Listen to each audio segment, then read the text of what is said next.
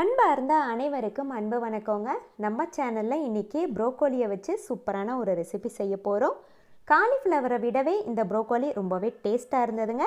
இந்த ரெசிபி செய்கிறது ரொம்ப ஈஸி தான். இதை செய்கிறத பார்க்குறதுக்கு முன்னாடி நம்ம சேனலை புதுசாக பார்க்குறவங்க மறக்காமல் சப்ஸ்கிரைப் பண்ணிக்கோங்க.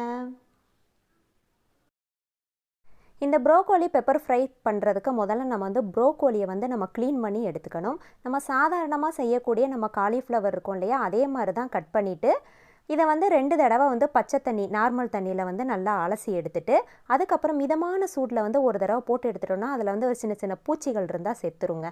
அதே போல் தான் நானும் கழுவிட்டு அதை ஒரு கடாயில் சேர்த்துட்டு இது மூழ்கிற அளவுக்கு நான் தண்ணி சேர்த்துட்டேன். தண்ணீர் சேர்த்து விட்டுட்டு இதில் தேவையான அளவுக்கு உப்பு சேர்த்துக்கலாம். இந்த ப்ரோக்கோலிக்கு தேவையான அளவு மட்டும் உப்பு சேர்த்துட்டு இது ஒரு தடவை நல்லா கலந்து விட்டுட்டு மூடி போட்டு நமக்கு டக்குனே இது வெந்துருங்க. 10 நிமிஷம் கூட எடுத்துக்காது, 10 நிமிஷத்துக்குள்ளேயே வெந்துடும். இப்போ பாருங்கள், சரியாக ஒரு 7 நிமிஷம் தான் எனக்கு ஆயிருக்கு. 7 நிமிஷத்துலேயே பார்த்திங்கன்னா ரொம்பவே நல்லாவே இது நல்லா வெந்து வந்திருக்கு. வெந்ததுக்கப்புறம் பார்த்திங்கன்னா நல்லா டார்க் பச்சையாக இந்த மாதிரி வந்துருங்க.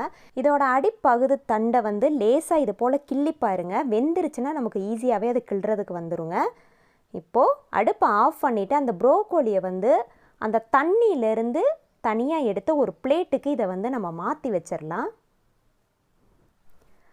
அடுத்து ஒரு கடாயில் 3 டேபிள் ஸ்பூன் அளவுக்கு எண்ணெய் சேர்த்துட்டு தாளிப்பு எதுவுமே சேர்க்க வேணாங்க. 3 பெரிய வெங்காயம் எடுத்து அதை நீல வாக்கில் கட் பண்ணியிருக்கேன். நீங்கள் சின்ன வெங்காயம் வேணும்னாலும் கூட நீங்கள் சேர்த்துக்கலாம். இது போல் பெரிய வெங்காயம் வதங்கி வந்ததுக்கப்புறம் நம்ம அவிச்சு வச்சுருந்த ப்ரோக்கோலியை அதில் சேர்த்து விட்டுட்டு இதை ஒரு தடவை நல்லா கலந்து விட்டுருங்க. கலந்து விட்டுட்டு எனக்கு லேசாக உப்பு பத்தாத மாதிரி இருக்குங்க. அதனால் நான் இந்த ஸ்டேஜில் நான் கொஞ்சம் நைஸ் உப்பு நான் சேர்த்துக்கிறேன். அடுப்பை மிதமான சூட்லேயே வச்சுட்டு இதை நல்லா ஒரு தடவை ஃப்ரை பண்ணிகிட்டே இருந்தோன்னா நமக்கு இது சீக்கிரமாக நமக்கு ட்ரை ஆகிட்டே வருங்க. அந்த ஸ்டேஜில் 1 ஸ்பூன் அளவுக்கு மிளகு எடுத்துகிட்டு அதை நல்லா பவுட்ரு பண்ணிவிட்டு அதை நான் சேர்த்துருக்கேன். இதுக்கு காரமே மிளகுத்தூள் மட்டும்தாங்க. அதனால் உங்கள் காரத்துக்கு தகுந்த மாதிரி நீங்கள் சேர்த்துக்கோங்க.